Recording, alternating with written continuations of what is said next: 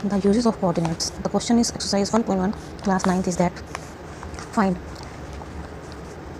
if D1 and R1 represent the door to Ryan's rooms. आप देख रहे हैं कि अगर D1 और R1 क्या है, डोर रूम्स हैं, रूम्स। क्वेश्चन में शो किया हुआ है D1 जो है वो आपका 8.5 है, R1 जो है आपका 11.5 है। तो D1 के कोऑर्डिनेट्स हैं 8.5, 0 और R1 के कोऑर्डिनेट्स हैं 11.5, 0 जो प्रेजेंट करते हैं आपके x और y की value of x and y। तो क्वेश्चन में आपसे क्या पूछा गया है, how far is the door from the x axis. अगर आप निकालेंगे door distance from y axis, तो y एक्सिस पे अगर आप डिस्टेंस देखोगे तो D1 की जो डिस्टेंस होगी वो y एक्सिस से होगी 8.5 यूनिट्स फ्रॉम y एक्सिस। और अगर आप R1 की देखते हैं तो कितनी होगी 11.5 units from y axis. Same अगर आपसे पूछा जाता है कि distance of D1 from x axis, तो ये होगी आपकी 0, क्योंकि जो पॉइंट है आपका वो x एक्सिस पर ही लाई करता है, lie on x axis.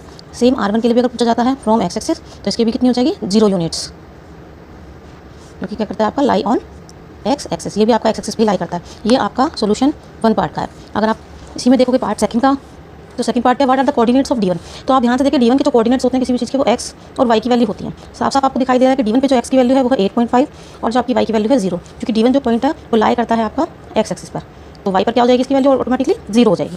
Third आपका इसमें क्वेश्चन में पूछा गया है इफ R1 इज पॉइंट 11.5 और 0, R1 आपका 11.5 और 0 है, तो how wide is the door. अब डोर की जो आपकी लेंथ दी हुई है, जो विड्थ दी हुई है डोर की, वो किसके बीच में है, डोर जो है आपका वो between D1 and R1, D1 और R1 के बीच में है। तो अगर आप इसकी विड्थ निकालते हैं, अगर आप इसकी विड्थ निकाल देंगे या फिर इसकी वाइडनेस निकालेंगे, तो उसको निकालने के लिए आपको क्या करना होगा, विड्थ ऑफ डोर की जब आप विड्थ निकालेंगे तो 11.5 माइनस 8.5 आपको माइनस करने में मिलेंगे 3 यूनिट्स। तो 3 यूनिट्स जो आपकी प्रेजेंट करती है वो डोर की विड्थ प्रेजेंट करती है। सेम सिमिलरली अगर आप देखेंगे क्वेश्चन नंबर 4 में आपके इस 4 पार्ट में पूछा गया है कि B1 आपका दे रखा है बाथरूम का कोऑर्डिनेट 1.50, और B2 दे रखा है आपका 0,4।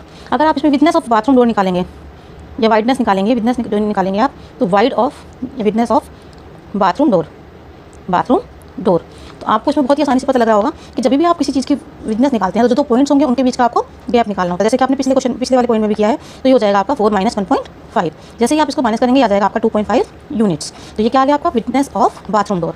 अब आप इसको ध्यान से देखेंगे कि तो कौन सा बड़ा है, वाइडर, तो door of room is wider than bathroom door कितना बड़ा है उसे निकालने के लिए आपको क्या करना पड़ेगा, जो डोर ऑफ आपकी रूम थी विडनेस माइनस 2.5 यूनिट्स माइनस कर दो, ये आपकी रूम की विडनेस थी, ये आपकी बाथरूम की विडनेस थी, आप उसको माइनस करेंगे तो 0.5 यूनिट जो है वो बड़ा है।